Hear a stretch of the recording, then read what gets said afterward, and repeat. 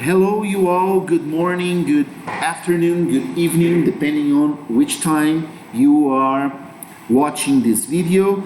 This is our second, if I'm not mistaken, asynchronous class of the Núcleo Livre discipline. And on our previous synchronous class, we were talking about the self-awareness movement that MacLeod states with images, and we went on a journey that explained how that self-awareness movement and especially the transition that we all make between the conceptual and the sensual worlds can help us with the use of our senses to understand the world that surrounds us and to make physical objects of the outside world as part, we can make them as part of our identities per extensions to our own bodies. Let's move on from this perspective and state, as MacLeod says here, that by de-emphasizing the appearance of the physical world in favor of the idea of form, the cartoon places itself in the world of concepts. Through traditional realism, the comics artist can portray the world without, and through the cartoon, the world within. I advise you all to pay attention to this explanation, since MacLeod is stating two different kinds of worlds here. The world without would be the most realistic world. Therefore, we have this example here of the realistic drawing or the photograph. And the world within would be the cartoonish or highly based on cartoon kind of world, which resemble at a great point all of us, not an individual person, but basically all mankind.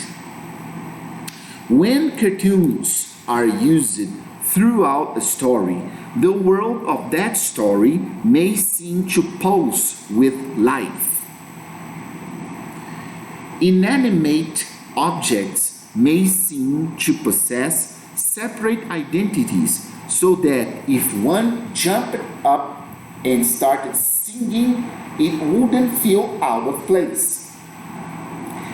That reminds me a little bit of The Beauty and the Beast, Disney classic, the tea objects coming alive.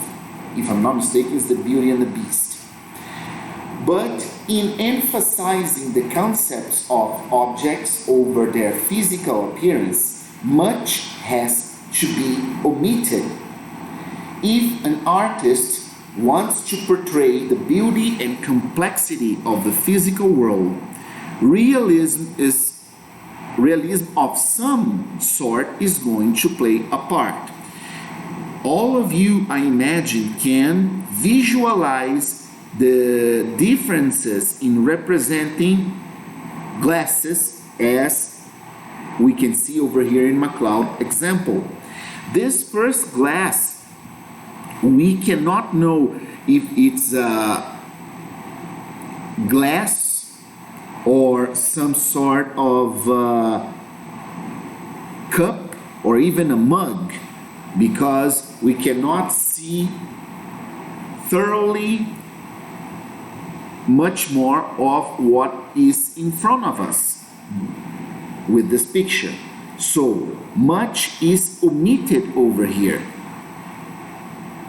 But when we go to the physical and realistic world, we can actually figure out not only the glass format that we have, what material probably it is made of, and the amount of liquid which is inside of the glass. Same thing applies to the cup and other objects over here when we make or when we establish the comparison. In here, we've omitted much because of the physical appearance. In here, there's practically no omission when we go for realism. It is what it is. When drawing the face and figure, nearly all comics artists apply at least some small measure of cartooning. Even the more realistic adventure artists are a far cry from photorealists. And I personally agree. I believe you all can see the difference between what is the common feature of cartoon that we can find in virtually any comic book when compared to a photorealistic kind of style that we can find in some books. For example, I believe several of you over there might be familiar with an artist called Alex Ross. Alex Ross has stated that his art is solely based in photorealism. Let me see if I can share one example of Alex Ross with you guys. Just a second. It's gonna take more time than I figure out, but let me see what I can do here. All right. Let me see over here. Just a moment, please.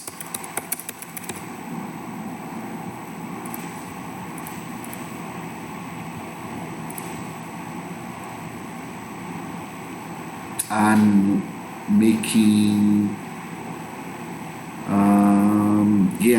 my internet here is not quite well today, but I do believe you'll have access to it right now. These are examples of Alex Ross art. Please take a look over here on this picture of DC's Trinity. We have Superman, Batman, and Wonder Woman over here. In this kind of picture over here, they are not displayed as they are regularly on our comic books. They are displayed with a high degree on photorealism. It looks like the three characters almost resemble actual human beings, or as close as human Superman can be and Wonder Woman can be, but Batman is a human after all. Nevertheless, their kind of portrait that we see over here among these three characters resembles what photorealism states. So Alex Ross's art is an exception because he solely used photorealism to display his characters. I'm trying to find another. Okay, for example, let's try this Captain America face over here. We can totally relate when we take a look to this picture that it resembles an actual person's face, a real world person's face. The lines of expression, the eye colors, the gesture, the mouth, the nose, they resemble very much of what a human face of a real person is, not a cartoonish one. Same deal over here with this Wolverine. Where's the Wolverine over here? Oh yeah, now we have the Wolverine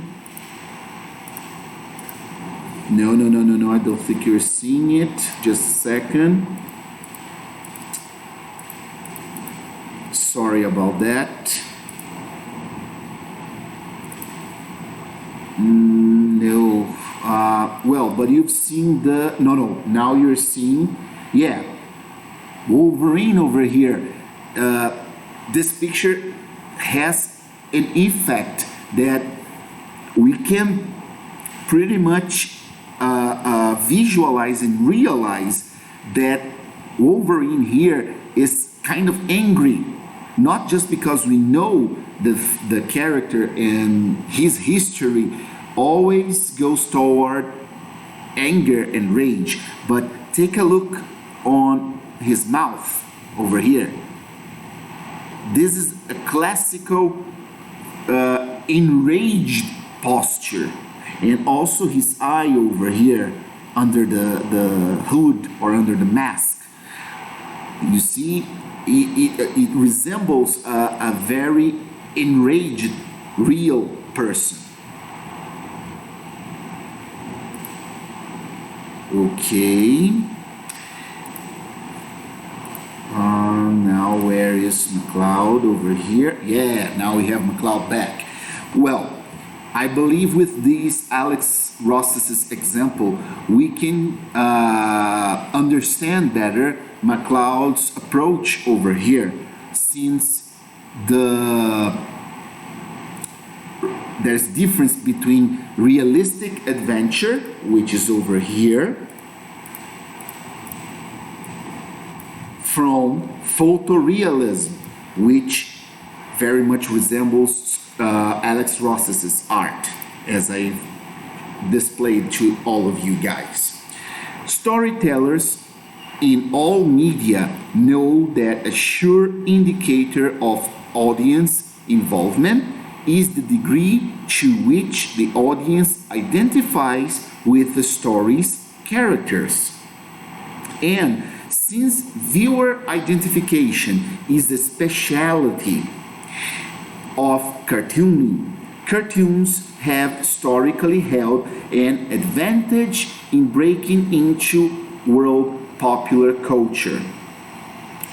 Each and every one of you guys that are attending to this class right now, and I dare to say the majority of people in the world, can take a quick look and identify, if not all, but majorly these characters. We have here a Ninja Turtle. Probably all of you are gonna say, we cannot say which one it is because we don't see the color of his mask. And that's true, neither do I. But we know that this is a Ninja Turtle, we know that this is Batman, even though this Batman resembles the Batman that was drawn by Bill Finger, his first inkler during late 30s and early 40s. We see Spider-Man, we see Charlie Brown, Peanuts over here, Bart Simpson, Bugs Bunny, Mickey. I do believe this one over here is, I forgot his name in English. In Portuguese is Recruta Zero. I forgot his name in English. And we have several other, Kermit the Frog, it resembles over here. And Tony the Tiger of Kellogg's. All right. And all of these examples highly state our capacity to identify cartoons and how spread are they in pop culture for long decades now.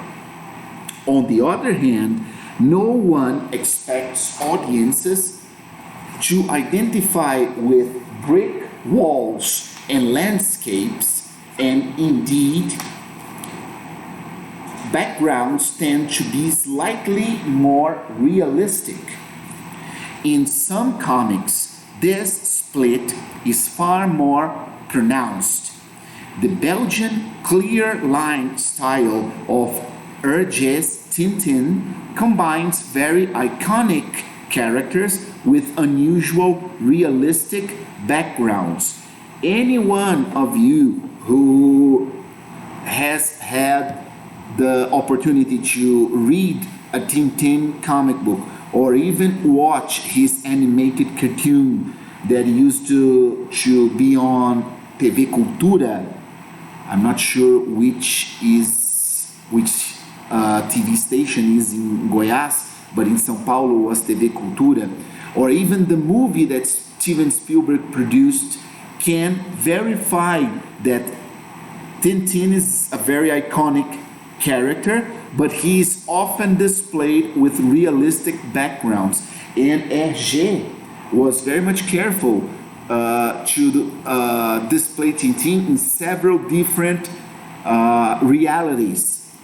What I mean by that is that Tintin is an European character, but his adventures do not take place only in Europe or Belgium, for what that matter. Tintin has come to South America, Tintin has come to Africa, to Asia, and even in space. And Hergé was very, very respectful as he could be at that time on portraying the backgrounds to what he perceived as the reality of them.